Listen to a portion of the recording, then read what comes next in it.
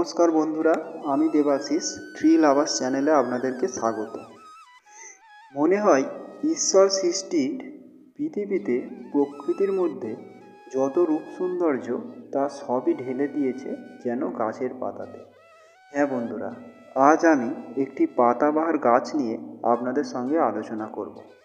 তবে গাছটিতে ফুল না হলেও বন্ধুরা, পাতার যা রূপ সৌন্দর্যের মাধুর্য তা ফুলের তুলনায় কোনো অংশে কম নয়।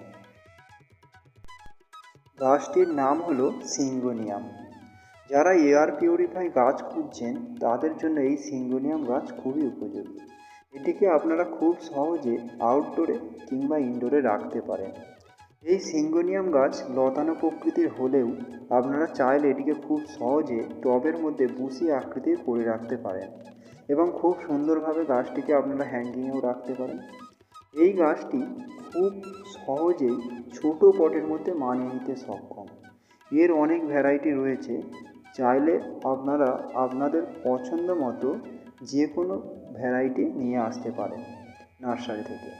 বন্ধুরা, এখানে কয়েকটি ভ্যারাইটি আমি ছবিতে দেখানোর চেষ্টা করছি। বন্ধুরা, অন্যান্য গাছের মতো এই সিঙ্গোনিয়াম গাছের অত যত্ন পরিচর্যা করতে হয় না। সামান্য পরিচর্যাতেই এই গাছ সুন্দরভাবে গ্রো করে। আপনারা যে কোনো মাটিতেই এই গাছ করতে পারবেন। তবে যেহেতু আমরা টবের মধ্যে এই গাছ করব, তাই এর মিডিয়া করতে হবে একটু অন্যরকম। গাছে জল না জমে যায় সেদিকে আমাদেরকে যথেষ্ট নজর রাখতে হবে। তাই সেই পদ্ধতির কথা মনে করে আমাদের মাটি তৈরি করতে হবে। এখন জেনে নেওয়া যাক এই সিঙ্গোনিয়াম গাছ রিপোর্ট করার জন্য আমরা কীরকম মাটি ব্যবহার করব। আপনাদেরকে নিতে হবে 30% গার্ডেনিং সয়েল, 30% কোকোপিট এবং 30% ভার্মি কম্পোস্ট বা পাতা পচা সার, আর বাকি 10% আপনাদেরকে নিতে হবে নিমখোল, শিংকুচি, হাড়ের গুঁড়ো। এই রেশিওতে আপনাদের মাটি প্রস্তুত করে নিতে হবে এবং তারপরে গাছটিকে রিপোর্ট করবেন। আপনারা দেখছেন আমার এখানে 3টি গাছ রয়েছে এবং প্রত্যেকটি গাছের বৃদ্ধি চোখে পড়ার মতো। আমার বাগানে আরও অনেকগুলো সিঙ্গোনিয়াম গাছ রয়েছে। তবে বন্ধুরা, আমি একটি কাটিং রাস্তার ধার থেকে সংগ্রহ করে এনেছিলাম, তাতে থেকেই আমি অনেকগুলো চারা তৈরি করেছি। এর যে পাতার নজর করা রূপ সৌন্দর্য তা প্রত্যেকটি বাগানের মন কেড়ে নিতে সক্ষম এই সিঙ্গোনিয়াম গাছ। আপনারা চাইলে খুব সহজেই এই গাছ থেকে চারা তৈরি করে নিতে পারেন। আপনারা দেখুন, আমার এই গাছগুলোর মধ্যে একটি গাছ থেকে একটি লতানো সুরের মতো ডগা বেরিয়ে এসেছে এবং যার শেষ প্রান্তে একগুচ্ছ মূলের দেখা মিলেছে। এখন আমি যদি এই ডগাটি মূল সমেত কেটে নিয়ে মাটিতে বসিয়ে দিই তাহলে খুব সহজে নতুন চারার সৃষ্টি হবে।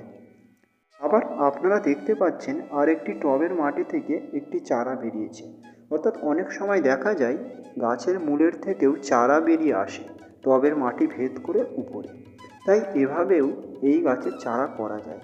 এখন আমি চাইলে টবের মাটি ছাড়িয়ে চারাটি মূল গাছ থেকে কেটে অন্য টবে লাগাতে, সেক্ষেত্রে আবার নতুন চারা সৃষ্টি হবে। আপনারা এই পদ্ধতিতে খুব সহজেই সিঙ্গোনিয়াম গাছ থেকে চারা তৈরি করে নিতে পারেন। এবারে আসা যাক গাছটিকে কোথায় রাখবেন। গাছটিকে আমরা যদি আউটডোরে রাখি তাহলে কখনোই ওপেন সানলাইটে রাখবো না, বিশেষ করে তো গ্রীষ্মকালে একদমই না। কারণ ওপেন সানলাইটে রাখলে গাছের পাতা পুড়ে যেতে পারে এবং এই গাছটিকে ইনডোরেও খুব সুন্দরভাবে গ্রো করা যায়, তবে মাঝের মধ্যে বাইরে রাখতে হবে। এবার জেনে নেব এই গাছটিতে কীরকম জল দিতে হবে। এই গাছটির জল খুব কম লাগে, আপনারা সপ্তাহে 3 বার করে জল দিলেই যথেষ্ট। তবে বর্ষাকালে এই গাছটিকে একটানা কয়েকদিন ধরে টানা বৃষ্টির জলে রাখবেন না, তাহলে গাছটি মারা যেতে পারে। আপনারা দেখুন বন্ধুরা, আমার এই 3টি গাছের মধ্যে একটি গাছের পাতা কেমন হলদেটে বর্ণের হয়ে গেছে। এর কারণ হলো কদিন টানা বৃষ্টির মধ্যে ছিল, সেই জন্য। এখন এই অবস্থায় আমাকে কি করতে হবে, যে কটি পাতা হলদে হয়ে গেছে সেই পাতাগুলোকে কেটে দিতে হবে। তারপরে গাছটি থেকে স্বাভাবিকভাবেই নতুন নতুন পাতা বেরোতে শুরু করবে। আমি এই পাতাগুলো রেখে দিয়েছি শুধুমাত্র আপনাদেরকে দেখাবো বলে। তবে এই সিঙ্গোনিয়াম গাছকে চাইলে আপনারা কোনো বাড়ির দেওয়ালের গায়ে কিংবা বড় গাছে তুলে দিতে পারেন। সেক্ষেত্রে কী হবে, গাছের পাতার আকার বৃদ্ধি পাবে। আমার এই গাছগুলোর মধ্যে বড় গাছটির বয়স 1 বছর। তবে এই 1 বছরের মধ্যে আমি এই গাছের মধ্যে কোনো রকম রোগ পোকার আক্রমণ দেখতে পাইনি বন্ধুরা। তবে আপনারা মাঝের মধ্যে কাকা কীটনাশক ইউজ করতে পারেন। বন্ধুরা, আপনারা এইভাবে সহজ পরিচর্যার মাধ্যমে বাগানকে সাজিয়ে তুলুন। আমার এই ভিডিওটি দেখে আপনাদের যদি কোনো রকম উপকারে আসে, তাহলে বন্ধুরা অবশ্যই আমার এই ট্রি লাভার্স চ্যানেলটিকে সাবস্ক্রাইব করে পাশে থাকা বেল আইকনটি প্রেস করে রাখবেন, যাতে আমি যখনই কোনো নতুন ভিডিও আপলোড করব তার নোটিফিকেশান আপনাদের কাছে পৌঁছে যায়। আর ভিডিওটি যদি ভালো লেগে থাকে তাহলে লাইক ও শেয়ার করবেন। এবং আপনাদের যদি বাগান করতে গিয়ে কোনো রকম সমস্যার সম্মুখীন হতে হয়, তাহলে আমার কমেন্ট বক্সে এসে কমেন্ট করতে পারেন। আমি চেষ্টা করব আপনাদের সেই সমস্যার সমাধান করা। বন্ধুরা, আপনারা আমার এই ট্রি লাভার্স চ্যানেলের ভিডিওটি সম্পূর্ণ দেখার জন্য আপনাদেরকে অসংখ্য ধন্যবাদ।